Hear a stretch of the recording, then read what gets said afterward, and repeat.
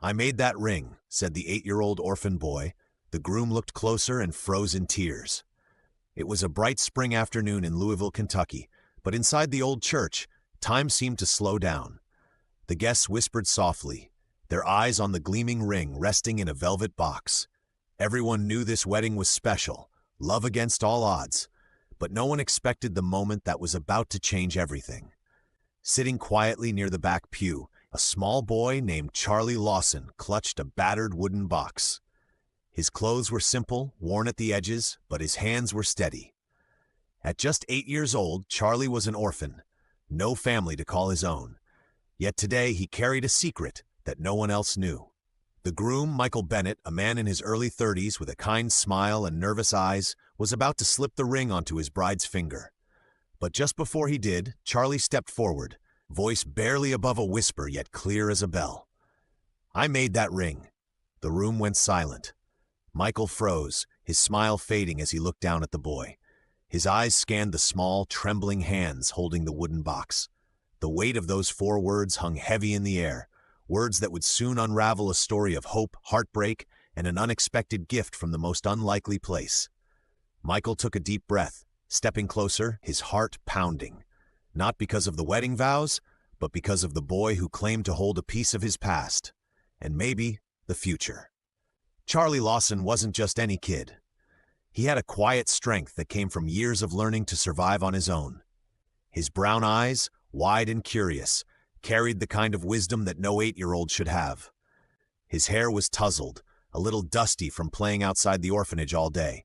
He wore an old flannel shirt, the sleeves rolled up past his elbows, stained from countless hours spent carving wood in the workshop down the street. It was his sanctuary, a place where he could escape the loneliness and shape something real with his own hands.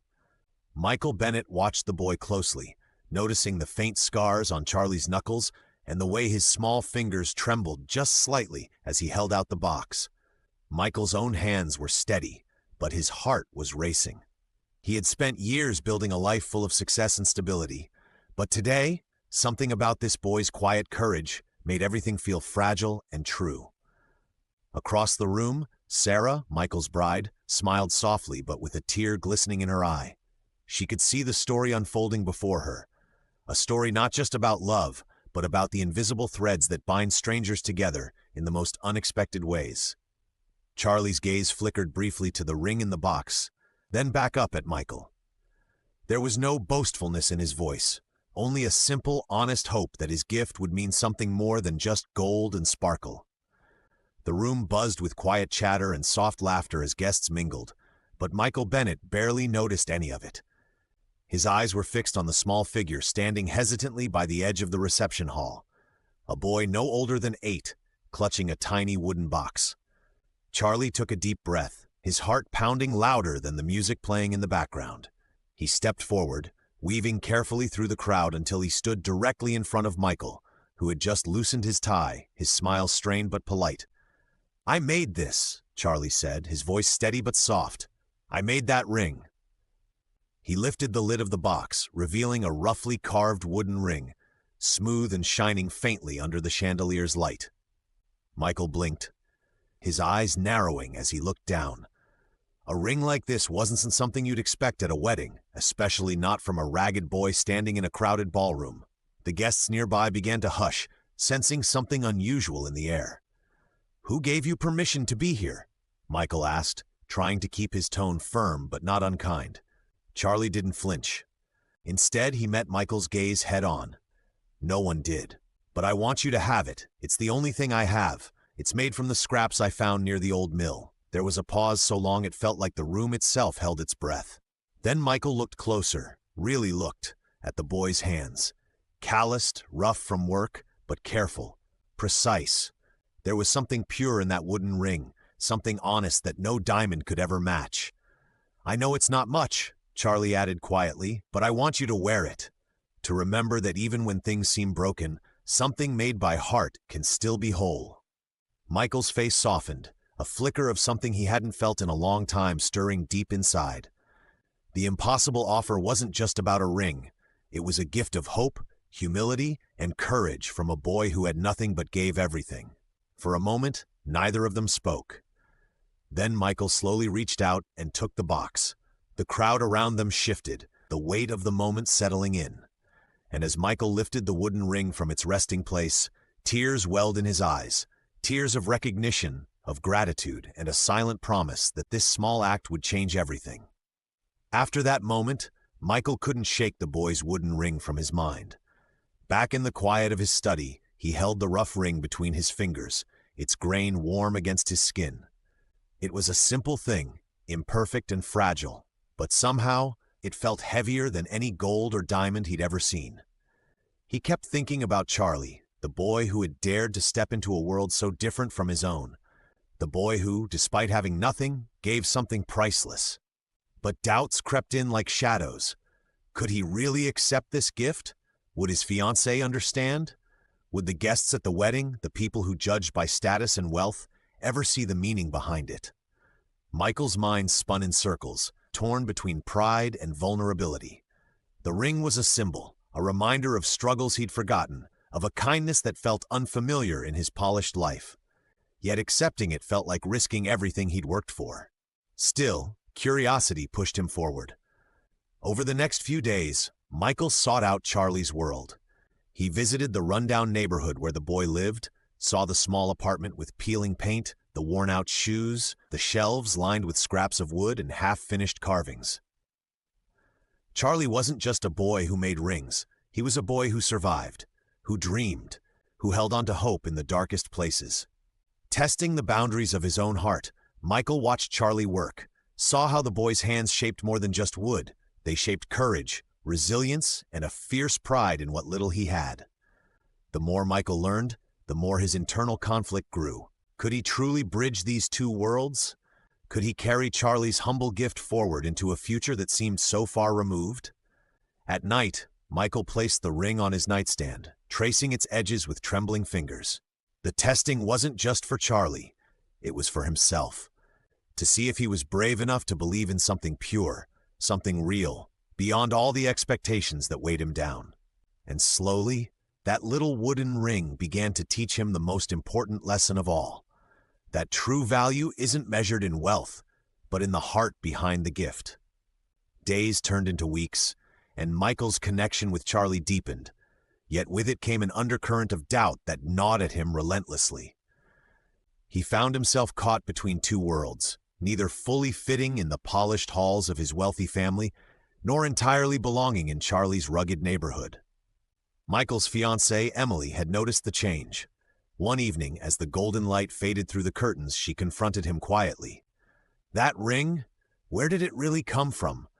Are you sure about bringing something so simple to our wedding?" Her words, soft but sharp, echoed the fears Michael had buried deep inside.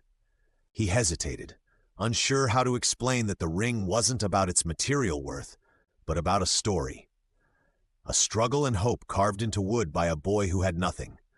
Yet every time he tried, the words felt inadequate, and the chasm between their worlds seemed to widen.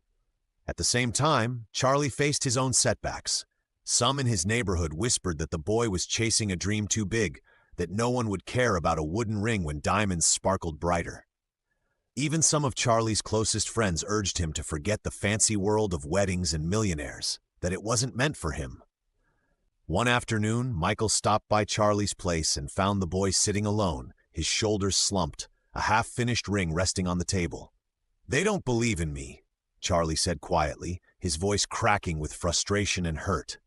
"Maybe they're right. Maybe I'm just a kid pretending." Michael knelt beside him, heart aching. "No, Charlie, it's not pretending, it's hope, and hope is stronger than anything." But hope alone wasn't enough to erase the fears and obstacles looming ahead. Invitations arrived with strict instructions. No unconventional gifts, no surprises. The pressure to conform weighed heavily on Michael. He wrestled with his own pride and the fear of disappointing those he loved. One night, alone in his room, Michael stared at the ring again. The simple wood felt cold, fragile. Could he really stand up to his world for something so different?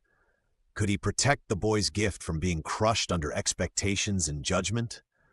The setback wasn't just about the ring or the wedding. It was a test of Michael's courage to embrace vulnerability and defy the invisible walls built by privilege and fear. And as the wedding day loomed closer, the question burned louder in his heart.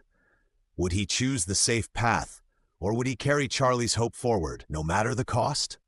The morning of the wedding dawned crisp and clear, but inside Michael, a storm raged. He cradled the wooden ring in his palm, its rough edges now smooth from Charlie's careful hands. The weight of expectations, judgment, and fear pressed down on him like a shadow, threatening to snuff out the flicker of hope that boy had sparked. As the guests began to gather in the grand hall, glittering with crystal chandeliers and delicate floral arrangements, Michael felt the familiar knot tighten in his chest. Emily, radiant in her gown, smiled softly but with a hint of unease. When the moment came to exchange rings, Michael's heart pounded louder than the soft music. He stepped forward, holding out the wooden ring, his voice steady but filled with emotion. This ring was made by a boy who taught me that love isn't measured by wealth or jewels, it's measured by heart. A hush fell over the room. Eyes widened. Whispers floated like fragile threads across the crowd. Some guests exchanged skeptical glances. But then, something shifted. Michael's father, a stern man known for his business acumen and unyielding expectations, leaned forward. His gaze softened as he looked at the boy sitting quietly in the back, the same boy who had carved the ring with trembling hands but fierce determination. Tears welled up in Jonathan's eyes, unspoken words caught in his throat. The crowd, sensing the weight of the moment, held its breath. Emily reached out, taking Michael's hand, her earlier doubts dissolving into a gentle smile of understanding. In that moment, the invisible barriers cracked. The wooden ring became a symbol, not just of love between Michael and Emily, but of hope, resilience, and the power of seeing beyond the surface. Charlie, standing off to the side, felt a warmth spread through his chest. The boy who had once felt invisible now stood at the center of a moment that would change everything. Michael's voice rang clear. This ring carries a story, and I choose to carry it with me, wherever life leads. The ceremony slowly moved forward, but something had changed in the air. The polished veneer of high society now felt more human, more honest. Michael slipped the wooden ring onto Emily's finger. It didn't sparkle like the diamonds others wore, but it shone with meaning, a testament to love forged through hardship, compassion, and unexpected friendship. After the vows, the guests mingled quietly, some approaching Michael and Emily with genuine smiles and curious questions about the boy who made the ring. Charlie, still shy but proud, was gently lifted into the spotlight by Michael, who introduced him as the true artist behind the symbol of their union. Michael's father, once skeptical and cold, approached Charlie with a rare warmth. He placed a firm hand on the boy's shoulder and whispered, "You've got real talent, kid. Don't ever let anyone tell you otherwise." The reception was modest but filled with laughter, tears, and stories that connected hearts rather than bank accounts. Emily's grandmother, a woman known for her sharp tongue, pulled Charlie aside and handed him a small envelope. "Use this to buy better tools. Keep making beauty out of what you have." Life wasn't suddenly perfect. The struggles that Charlie and Michael had faced didn't vanish overnight, but hope took root. Doors that once seemed firmly shut began to creak open. Michael found renewed purpose, balancing his world of privilege with newfound humility.